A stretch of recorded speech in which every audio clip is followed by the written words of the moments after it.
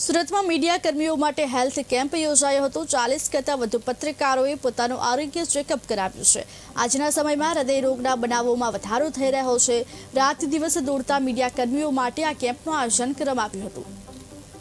Surat media welfare એસોસિએશને પણ ખૂબ સારો સહયોગ આપ્યો છે। બધા મીડિયા કર્મીઓને એક મંચ હેઠળ એ લઈને આવ્યા છે।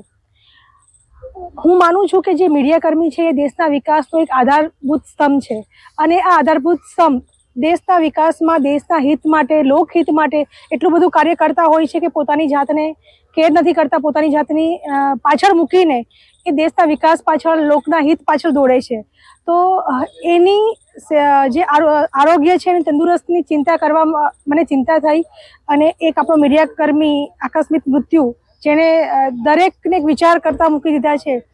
ત્યાર પછી મને એવો વિચાર આવ્યો કે જે આપણા ભાઈઓ છે, મીડિયા કર્મી ભાઈઓ છે, એને આપણે ફૂલ્લી બોડી ચેકઅપ કરાવીએ।